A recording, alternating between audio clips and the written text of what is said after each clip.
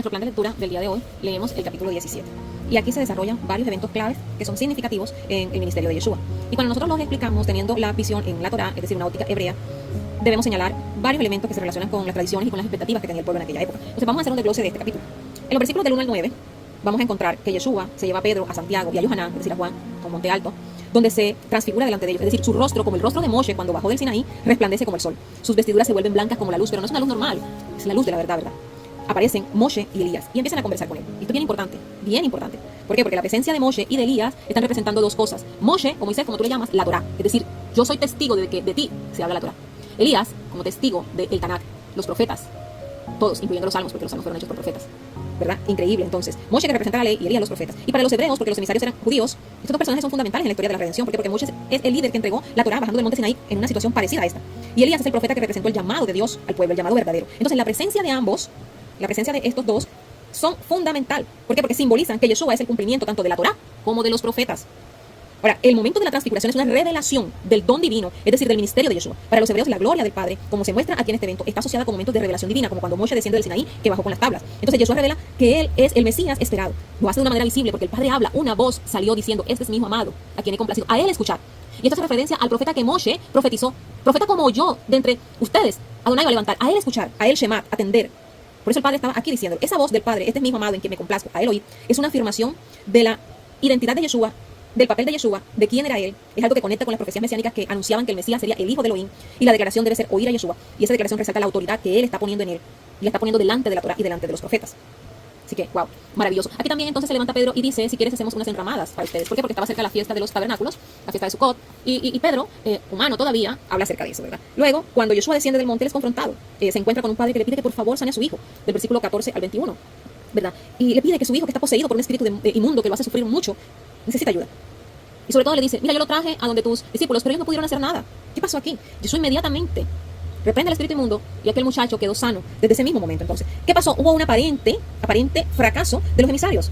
Y este episodio resalta que nuestra fe debe ser tan poderosa para hacer obras mayores que las que él hizo, porque él dijo, ustedes si tienen fe podrán hacer cosas mayores que yo. Por eso él los reprende y les dice, oh generación incrédula y perversa, ¿hasta cuándo estaré con ustedes? Entonces la sanidad es vista como una manifestación del poder divino, pero se requiere de mucha fe. Por eso Yeshua dice que por vuestra poca fe no pudieron realizar este milagro, diciendo que ustedes deben confiar plenamente en el poder de Dios.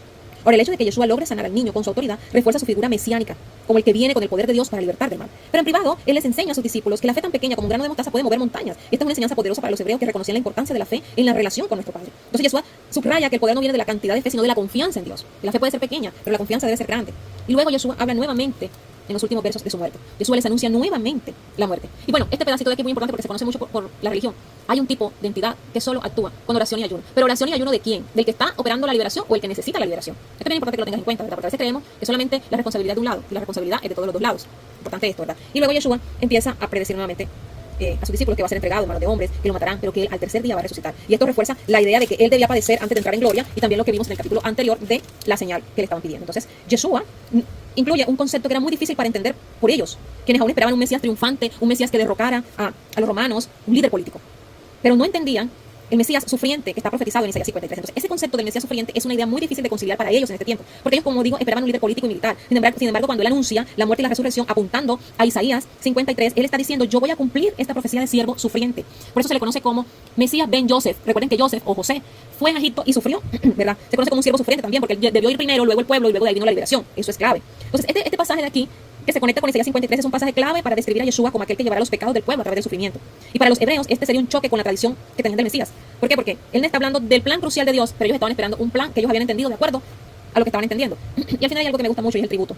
En los versos del 24 al 27, los recaudadores del tributo del templo preguntaban a Pedro si su maestro pagaba el tributo. Y Yeshua usa esta oportunidad para enseñar sobre la libertad de los hijos de Dios, ya que como hijo del gran rey no estaba obligado a pagar tributo. Sin embargo, por el bien de no ofender, Yeshua realiza un milagro espectacular.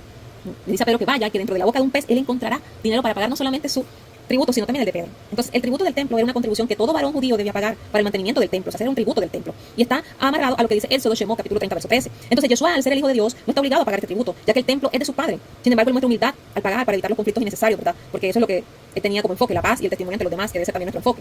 Ahora, también aprovecha y enseña sobre el Hijo del Hombre y la autoridad. La declaración de Yeshua de que los hijos son libres hace referencia ¿a qué? A su identidad como hijo de Dios. Y en este contexto hebreo, esto está resaltando que Yeshua, como hijo del gran rey, él tiene autoridad sobre las leyes del templo, pero que está dispuesto a seguirlas para no causar tropiezo ante la gente, porque él es el cumplimiento cumplimiento de cada una de esas leyes que están escritas en todo lo que es la Torá, Éxodo, Levítico, Deuteronomio, el libro de Números, ¿verdad? Entonces, bien lindo porque este capítulo no solamente refuerza la identidad de Yeshua, su rol con el cumplimiento de la Torá y de los profetas, al mismo tiempo desafía las expectativas sobre nuestra fe, nos introduce un nuevo concepto en nuestra manera de buscar a Dios y nos habla acerca de su autoridad con tanta humildad que lo hace ser el Mesías. Qué hermoso, ¿verdad? Que nuestro Padre nos ayude a entenderlo de esta manera.